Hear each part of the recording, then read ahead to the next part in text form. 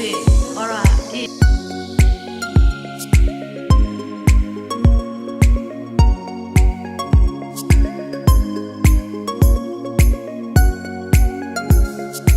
Hi guys, та бүхэний өдрийн мэндийг хүргэе.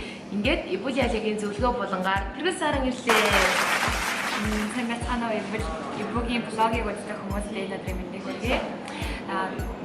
Өнөөдөр яагаад оролцох болсон бэ гэхээр Ибутай яагаад хамтдаа хэрхэн солонгосын сургууль аплай хийж оролцох талаар ярихаар зөвлөгөө өгөх ирсэн байгаа. За тэгээд яг аль сургууль яг ямар мэргэжлээ хэдгээр курс суралцдаг лээ? За би Iowa Women's University гэх Iowa эмэгтэйчүүдийн их сургуулийн бизнесийн удирдлагын 3 дугаар курсын байгаа.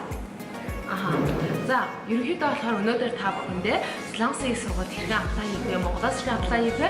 Солонгосоос хэрхэн аплай хийх вэ талаар ярилцах болно. Тэгээд магадгүй хэлний бэрхшээлийн талаар ямар асуудал үүснэ гэдэг яг бүтээрийн өөрсдийн яг зүгээр тулгарч исэн асуудлыг ихлээр та бүхэн илүү ойр санагдана. Тэгээд ингээд ямар материал хөдөлж ирснээс эхлээд ярилцах нь зүйтэй байна. Тэгээд ерөнхийдөө их сургууль эхлээд сонгох талаар яриа. За их сургууль сонгохдоо ерөнхийдөө бол ингээд ранкинг мэдээж харах хэрэгтэй. Тэгээд ранкинг харахтаа дэлхийд ингээд хэдвэрт байрлаж гин. Тэгээд солонгосоор хэдэд орж гин. Тэгээд хамгийн дээрэс нь тухайн хитрхи ингээд сөүлдээ түрээдээ мундаг байлсандээ чиний мэрэгчлэр хамгийн топ нэг гэсэн сургууль орхон зүйтэй байх тийм ээ. Тэгэлгүй яах вэ? Яагаад гэх юм бол ингээд солонгос зөндөө олон сургуулиуд байдаг. Гэхдээ энэ дундаас ингээд Сөүлийн их сургуулиуд, Ямсай дэвэн гэх мэт ингээд бүр яг 1, 2, 3 дугаар жагсдаг тийм сургуулиуд байдаг. Гэхдээ тэдгээр сургуулиуд яг юугаар гэрт 2, 3 жагсдаг юм бэ гэдгийг бодолцож үзэх хэрэгтэй байгаа. Жишээ нь юм бол солонгос байдаг хүн дэ буюу хөнгөгийн их сургууль болохоор яг урлаг, арт чиглэлээр одоо маш сайн сургууль байгаа. Тэгэхээр би арт чиглэлээр сурах курс хүсэж байгаа хүмүүс ярих юм бол хүний их сургууль аплай хийх боломж байгаа. Тэгэхээр одоо нэгээрт өөрийнхөө мэргэжлээ тодорхойлж байгаа сургуулаа сонгох хэрэгтэй. За тэгээд мэргэжлээ сонгоод сургуулаа тодорхойлж байгаа одоо зөвхөн тэр сургуультай аплай хийнэ гэж бас буруу. Яагаад гэвэл тухайн сургуулаа ямар нэгэн байдлаар одоо түвшинчин тодорхойлоод өгөхгүй байх юм уу? Тийм асуудал гарах юм бол тухайн сургуулиас ингээд хэрвээ cancel хийчих юм бол тэгээд тэр сургуульд орох боломж дараа жил дахиад хүлээнэ гэсэн үг. Тэгээд солонгосын их сургуулийн хөтөлбөр 3 сард нэг хэсэл, 9 сард нэг хэсэл байгаа. Тэгээд яг ингээд системээр ярих юм бол ингээд намраас ч ирсэн бай, хавраас ч ирсэн бай. Чиний хувьд тэр үйлрэл хэрвээ 1-р үйлрэлэл тэр 1-р үйлрэлээ гэж бичигдэх. Тэгэхээр та бүхэн үзчихэм би 3 дахь сараас орох хэрэгтэй байсан ч би ихтэй намраас орчлоо. Тэгвэл би хоцорсон уу? Надад дахиад үйлрэл хэрэгтэй юу? Одоо юу ч юм би ингээд хичээлээ нөхөж шахаж үзэх шаардлагатай байл үгүй. Энэ зүгээр яг одоо тухайн чиний мэргэжлийн нэг тийм кредит байгаа чи одоо энэ магадгүй 4 жилийн хугацаанд ч юм уу энэ сурвалж сурж байхдаа чи энэ мэргэжлийн дагуу магадгүй 130 кредит цуглуулсан байх гэх юм бол 130-аар цуглуулахад чи 4 жил сурно 5 жил сурно чиний өөрөө ч сонгож байгаа. За тэгээд ер нь бол 3 сар 9 сард хийж болгосондээ ихэвчлэн сургуулийн бүртгэл нь болохоор хэрэг бүр ингээд том одоо Сөүлдгийн бүртгэл ингэнгүүт байгаас дээ 9 сарын эсэлт нь 1 сард болдог. Тэнгүүтээ одоо ингээд ер нь том сургуулиуд ингээд ихэвчлэн айгүй эрт болдог. Одоороо эсэлтээс 3 сар 4 сар 5 сарын өмнө болдог учраас байнгын хинж байгаа хэрэгтэй. За ингээд энд ингээд та бүхэн ингээд аплай хийдэг ингээд вебсайт ингээд тавиад тэгээд та бүхэн инглиш орох юм бол ингээд яг бүгдээрээ бичээстэй байдаг. Яг одоо ингээд эсэлт нь явагдаж байна. Эсэлт нь явагдах гэж байна. Эсэлт нь явагдаад дууссан. Тэгээд дээрэс нь гадаад оюутан, дээрэс нь бас нөгөө магистрийн оюутан, докторийн оюутан ингээд бүх зүйл нь байдаг болохоор тодорхой харж болно. Тэгээс ингээд хүн болгоны сургууль нь өөр, бас дээрэс нь эсэлт цаг хугацаа нь өөр, өргөж байгаа материал нь өөр болохоор тэр болгоно ингээд зориулсан зөвлөгөө өгөхөд бол ингээд битэрийн мэдлэг татнаа. Тийм болохоор ямар тач ингээд 3 сар 9 сард байдаг. Тэгээд ерөнхийдөө 3 сараас 5 6 сарын өмнөсөндөө бүртгэл байдаг болохоор тэрийгэ хянах хэрэгтэй. Тэгээд дээрэс нь ямар одоо ганцхан сургууль өгч болохгүй гэдэг талаар ярьсандаа тэргийн талаар хөрвүүлээд ярил. За яагаад та ганцхан сургууль өгч болохгүй вэ гэхээр за би энэ сургууль материал өгсөн чи би тэнцнэгээ бодсон. Тэгээд тийм болохоор би нэг л сургууль материал өгсөн гэтэл би тэр сургуульд тэнцэж чадаагүй. Тийм учраас ингээд сургуультай орох чухал учраас яг бас тийм сургуулиудаа ингээд ерөөдөө нэг ойролцоогоор 5 орчим сургууль бэлдсэн байхад энэ болно юм уу? За тэгэхээр хамгийн ихний ямар сургууль хаа гэхээр чи тэтгэлэг авч чадна гэж бодсон сургууль. ер нь бол нэг 100-аас 50-аас 100% тэтгэлэг авч чадна гэж бодсон сургууль. Дараа нь юм бол за тэтгэлэг авахгүй ч гэсэн сургуульд орж чадна гэж бодсон сургууль. Тэгээд гих мэтлэнгээр яг ийм одоо ингээд төлөвлөдөө 5 сургууль бэлдсэн байх шаардлагатай. Тэгээд 5 сургууль бэлдээд хамгийн гол нь ингээд сургууль материалын явуулахад ингээд Монголоос явуулж байгаа чигсэндээ их мөнгө шаардлагатай байгаа. Тэгэхээр тэрхүү бажетаа бас босгох хэрэгтэй 5 сургуулийн материал явуулах нь яг магадгүй тийм ер нь бол нэг сургуулийн материал явуулахад чинь бараг 80,000 оноос 100 ер нь бол 150,000 180,000 оны хооронд байдаг. Тийм учраас доор хаяж бараг одоо Солонгосоос мэдүүлж байгаа 5 сургууль мэдүүлье гэж бодож байгаа. 5 сургууль бол яаж 4 сургууль бэлдээ гэж бодож байгаа бол доор хаяж 500,000 вон 600,000 вон бэлдэх хэрэгтэй байдаг учраас тэгээд тэр сургуулиудаа ингээд яг хэрвээ яг энэ сургууль ганцхан тэнцэнэ гэж бодсон юм яг 2 3 сургууль бэлдсэнцэндээ бас өөрийнхөө боломж олцсон бас тааруулах хэрэгтэй гэж бодож байна. Тэгэхээр та бүхэн эртнээс хэрвээ ингээд сургууль аплай хийнэ гэж бодож байгаа бол мөнгө бажтаа ингээд сайн тооцоолоод яваарай гэж бас хэлмээр байна л да. За, ерөнхийдөө ингээд сургууль болгонд хийхдээ сургууль болгонд тусдаа ингээд мөнгө өгдөг. Тэгээ хэрвээ тэнцэхгүй бол тэр мөнгөө буцааж авах гэсэн ойлголт байхгүй шүү. Яг. За тэгвэл агаас тэгээ яг ямар материал бүрдүүлдэг вэ гэвэл за ерөнхийдөө топик болон TOEIC, IELTS хэрвээ та ингээд хэрвээ Монголоос шууд орж байгаа TOEIC болон IELTS-ийн оногоор шууд орж болно. Тэгээд тэрний хэрвээ тодорхой түвшинд хүрсэн бол ингээд ирээд дандаа хичээлүүдээ англиар сонсох болно гэсэн үг. За TOEIC-ийн оноо болохоор ихэвчлэн 3-аас дээш гэдэг байсан мэт магадгүй ингээд TOEIC-ийн оноо чи өсөх тусам ингээд сургуулаа орох магадлал чи өснө. Тэгээд дээрээс нь TOEIC-ийн оноо өсөх тусам тэтгэлэг авах ягаад тэтгэлэг авах боломж чинь бас өснө. Тийм болохоор бас магадгүй scholarship бас ингээд apply хийгээд бас буруудах байхаа. Ерөнхийдөө бол TOEIC 4-өөс дээш болж иж ер нь бол орсон дээрээ л гэж бодож байна. Тэгэхгүй бол хамаагүй ингээд TOEIC төвшин ингээд баг орчих юм бол хичээлийн ойлгох хамгийн гол нь хичээл ингээд бэлгийн төлөө суралцж байгаа болохоор ингээд бүгдээрээ бас солонгосны тодорхой төвшөнтэй байх хэрэгтэй гэж бодож байна. За тэгээд ингэж бодох хэрэгтэй. Би TOEIC-ийн 5-ыг авчлаа, 4-ыг авчлаа гэж хүрээд ирдэг гэсэн чинь мэргэжлийн хичээлдээ суусан чинь мэргэжлийн хичээлээ ойлгохгүй байна. За энэ яагаад ингэж байгаа вэ гэхээр бидний мэддэг TOEIC-ийн шалгалт бол яг зүгээр амьдрал дээр ашиглагдах хүнүүд байдаг. Гэтэл мэргэжлийн хичээл таны сургуульдаа сонсох ёстой хичээлүүд чинь мэргэжлийн үгшлийг ашиглаа. Танаас илүү өөр тэр мэргэжлийн салбарын үг шаарддаг учраас та өөрийгөө TOEIC-ийн 4-тэй 5-тай гээд болсон гэж бас бодож болох уу? Яагаад гэвэл зөндөө хязгаар ашиглах шаардлага гарна. Дээрээс нь ер нь бол TOEIC-ийн 6-тай байж ээж яг мэргэжлийн хичээлээ бас сайн ойлгох тийм. Тэгээ бас нэг амар яагаад хэрэггүй байх сайн хичээл ойлгох юмтай. Тэгээд Монголоос ирж байгаа тохиолдолд зарим тохиолдолд яг ингээд багшийнхаа ингээд яриад ингээд яг солонгос орчин үндэслэг болохоор ингээд сонсоод ойлгох чадвар бас нэг жоохон дутмаг байж болох. Тэр бүгдийгээс нэ өөрсдөө хичээгээд сайжруулаад бас болохгүй зүйл байхгүй. Тэгээ бас TOEIC ононоос гадна тухайн сургуулийнхаа хэлний бэлтгэл байх юм бол 4-өөс дээш одоо юу гип буюу 4-р ангиас дээш байх юм бол бас ингэсэн боломжтой байдаг учраас магадгүй хэлний бэлтгэлээр ирээд шууд бакалавртаа орно гэж бодож байгаа. Ингээд өөрийнхөө сонирхсан сургуулийнхаа хэлний бэлтгэлд орох юм бол бас дээрээ бакалаврт орох, дээрээс нь бас тэтгэлэг авах боломж илүү нээгдэх боломжтой. Одоо нөгөө хэлнийхээ бэлтгэлийн хүмүүсд зарим талаар ингээд 50% бэлтгэл шууд автоматар өгдөг сургуулиуд байдаг учраас тэр бүгдийг судлах хэрэгтэй. За ураг төрлийн давалгаа гэрлэлтийн бичиг хэрэг болно. За чагийн зүгээ кевекс бичнэ. За чагийн зүгээ кевекс нэрлээ. За энэ бол ер нь солонгосоор часуусоо гэж яг богцож хэлдэг байгаа. За часуусоо яагаад маш чухал вэ гэхээр яагаад таныг энэ сургууль сонгож авах хэрэгтэй? Та ямар онцлогтой? Энэ сургуульд ороод та юу хийх юм? Ирээдүйн магадгүй төлөвлөгөө, таны мөрөөдөл, та дээрээсний төлөвлөгөөнийхөө төлөө, мөрөөдлийн төлөө юу хийж ирж байсан? Та юунд оролцож байсан гэдэг чинь бүгдийг энэ чагийн сугасаа харуулдаг байгаа. Тэгэхээр жишээ нь бүр ялангуяа тэтгэлэг гойрлож байгаа хүүхдүүдэд чандаж хэлэх юм бол та нар яах ёстой вэ гэхээр энэ сургууль бүр таныг сонгохгүй байхын аргагүй тийм одоо жишээнүүдийг гаргаж ирэх ёстой байгаа.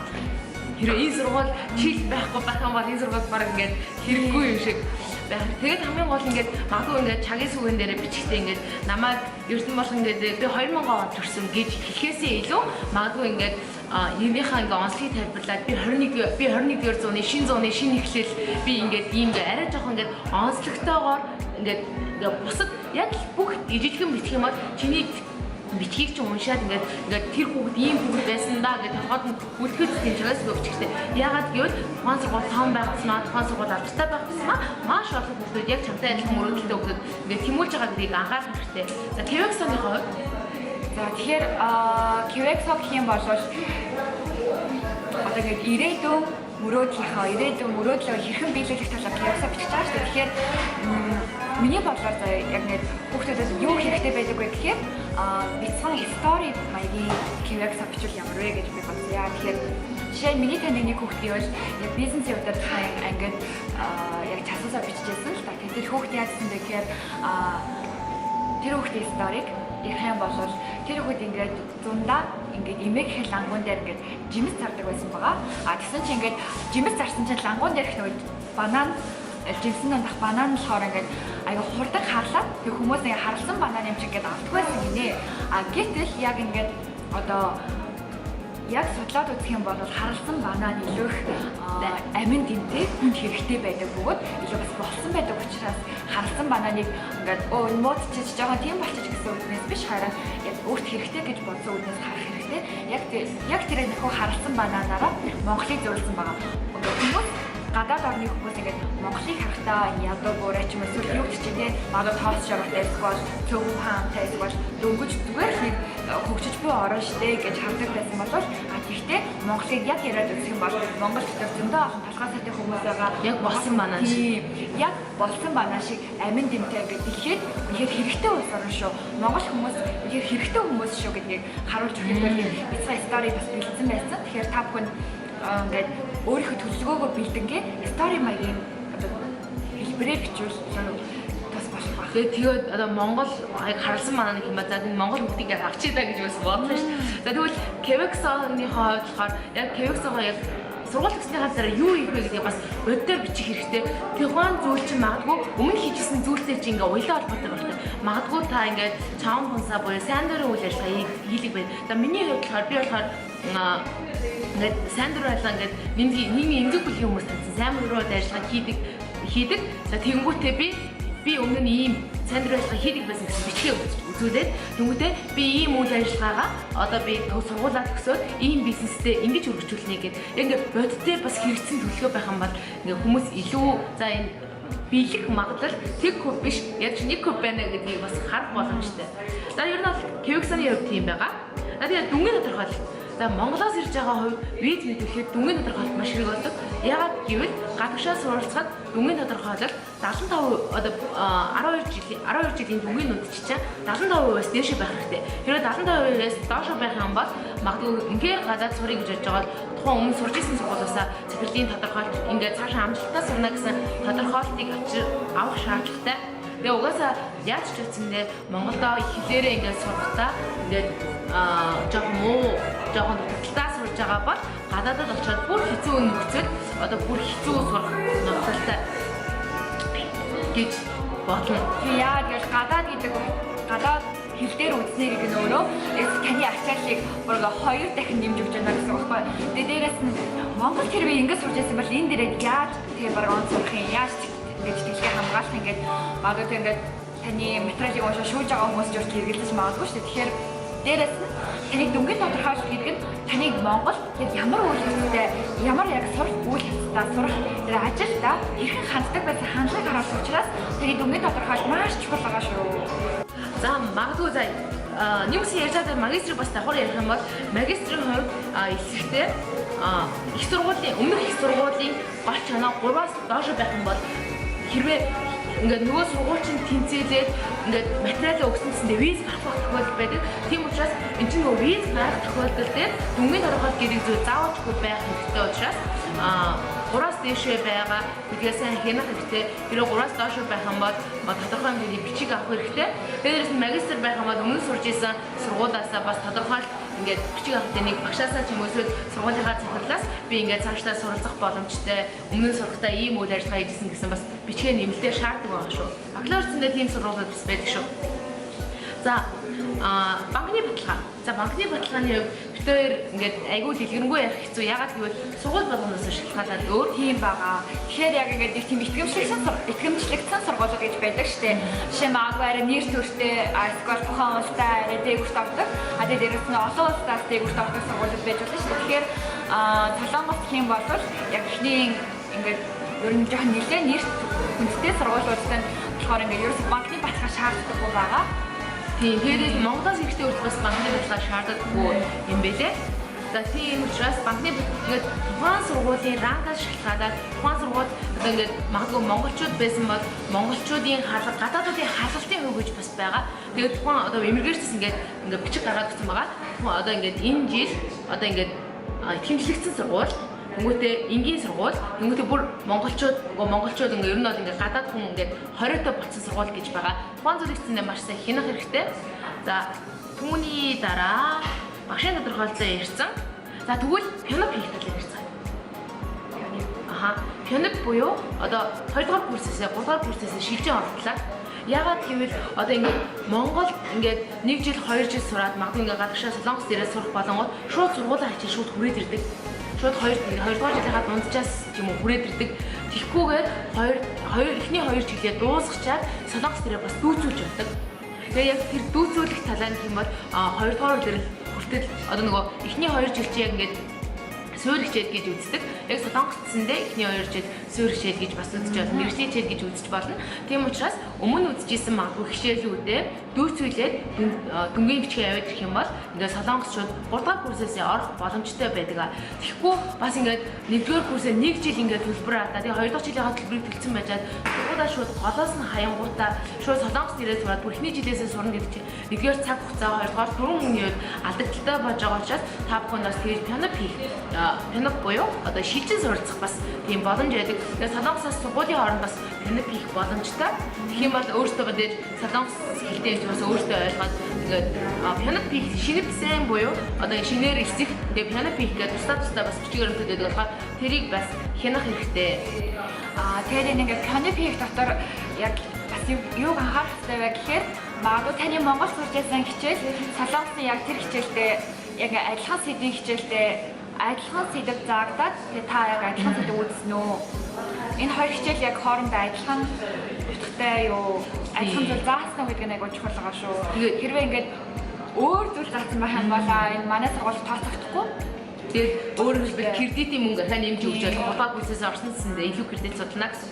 Тэгээд тэнгуут одоо магадгүй ингээд амар ангаах сурж байгаа л гинт эрэнгүүтээ энэ дээр инженер сурна гэдэг мэдээж тэрөө ирч ингээд хааш учраас магадгүй ингээд ангаах сурж исэн гэсэндээ ингээд тодорхой хэмжээний нийгмийн талаар судлах хэрэгтэй, эсвэл биеийн амьдралын талаар судлах хичээл ингээд тэр нь дүүцэж байгаа боловч өөр хичээл бас дүүцэхгүй байх тохиолдол байдаг. Тийм болохоор ингээд магадгүй 2 дугаар курсээс сураад гадагшаа явъя гэж бодож байгаа бас ингэ шилжин суралцах талаарх мэдээллийг бас илүү авбал ингээд бид бүхэндсэндээ айгүй хэрэгцээтэй гэж боддог.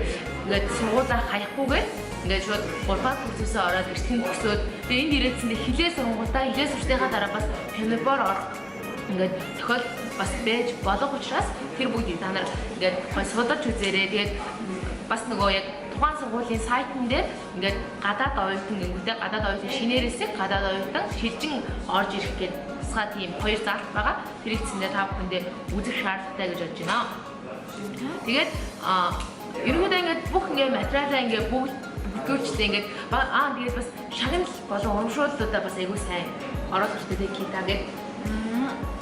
За яагаад ингээд шагнал ингээд авч ирсэн өрмөшлөө бичих нь чухал вэ гэхээр солонгост хэм бол яг зөвхөн хаа явсан газар мэдээж хичээлийн дүн чухал а гэхдээ нөгөө талаар та хэр зэрэг үйл ажиллагаанд оролцдог хэр нийгмийн ихтэй вэ гэдэг чинь чухал байгаа.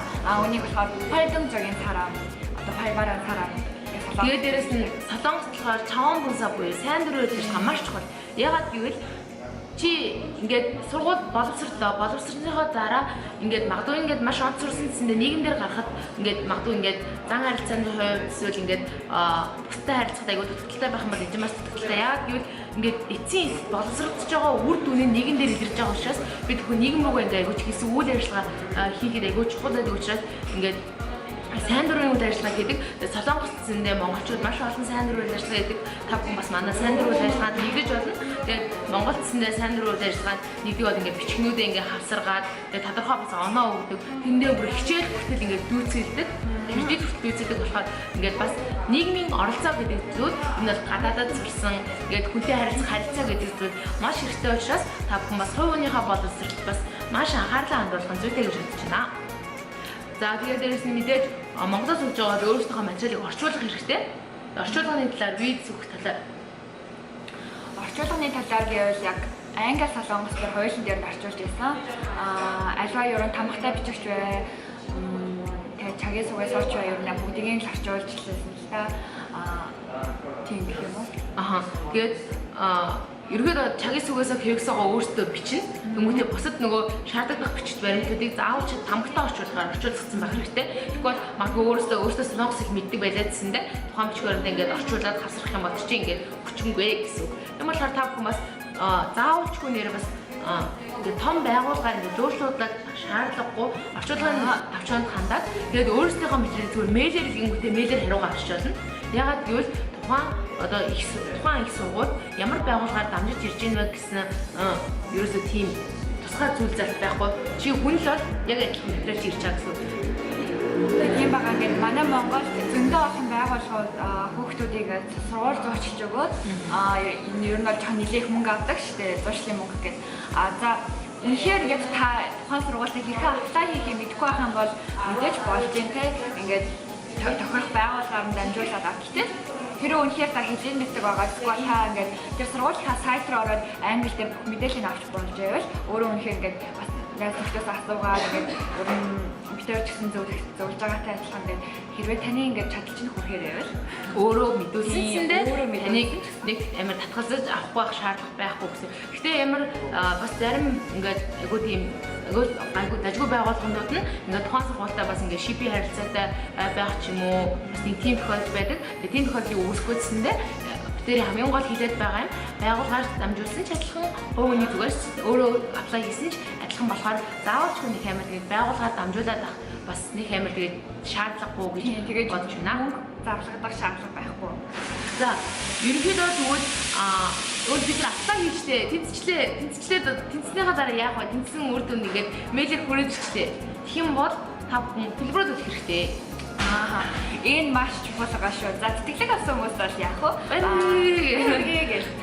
Харин хэрэг тэтгэлэг авч чадаагүй хүмүүс ч юм уу тэгээс бол тал тэтгэлэг аваад тэгээд төлбөр төлөх шаардлагатай хүмүүс байгаа бол таахгүй ингээд сургуулиас тань ирэх имэйлийг та маш сайн ингээд байнга шалгаж явах хэрэгтэй шүү. Яагаад гэвэл ингээд ялангуяа өсөж авах юмуд таныг Монголд байхад ч юм те магадгүй сургуулиас имэйл ирэх юм бол тэгэхээр имэйлүүдээр шалгах нь тань маш чухал байгаа. Яагаад гэм бол хамгийн чухал имэйлүүд иргэдэг. Магадгүй тань сургуулиас ментор авах уу те эсвэл доктор байранд ингээд дахиад аплай хийх үү.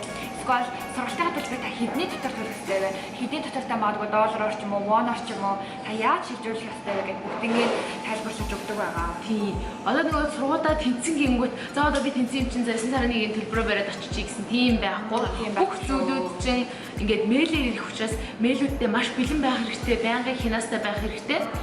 Тэгээд дээрэс нь ингээд төлбөр төлөх хугацаанд аяг төлөхгүй бол хэдий тэнцэн байлаа гэсэндээ таны орондоо байх болоо гэсэн үг.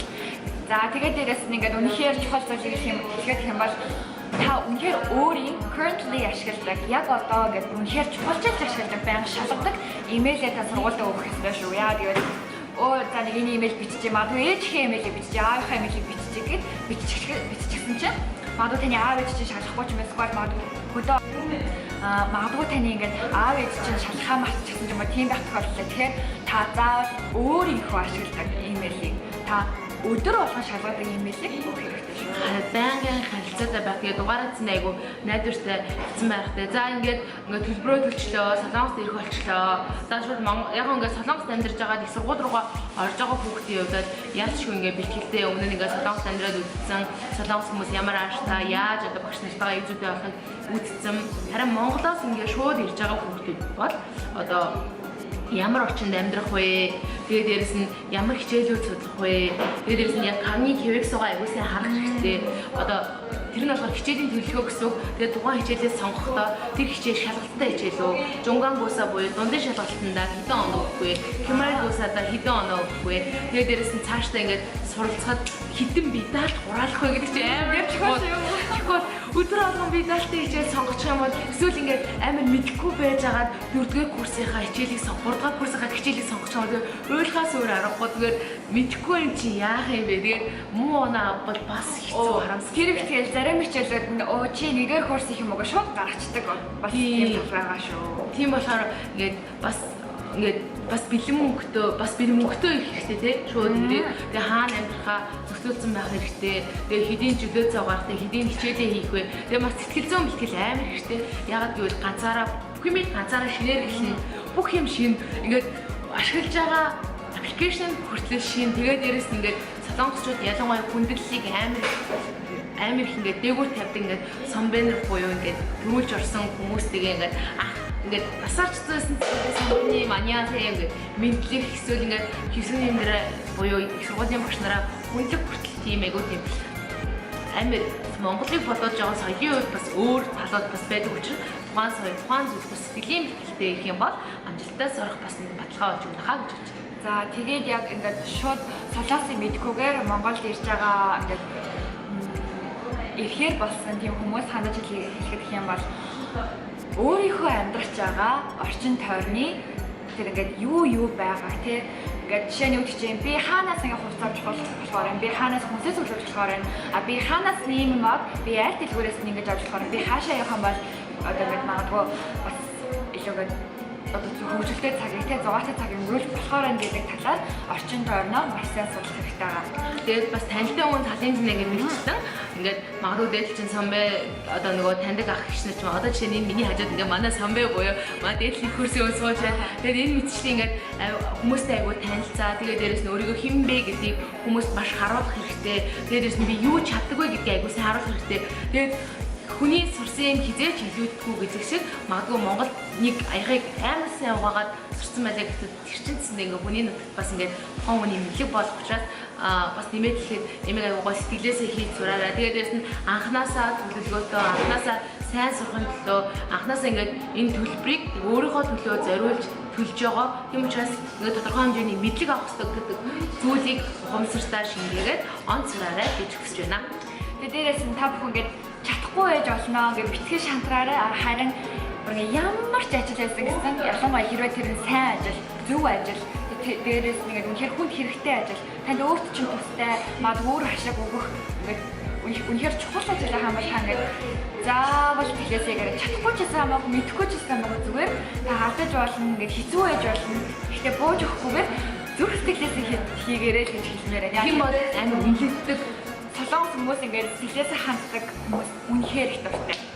За тэгээд бас дээрэс нь за ерөнхийдөө бакалаврт хэсэг талаар ер нь анхан цагийн 1-р курст ороод ингээд мэдих талаар тэгээд дээрэс нь ингээд бас мэдээллүүдийг та бүхэндээ хуваалцлаа. Тэгээд бас манай сувгатаа үргэлж хамтдаа subscribe дараад, like дараад, хонхоо дараад дан хамтдаа гараа.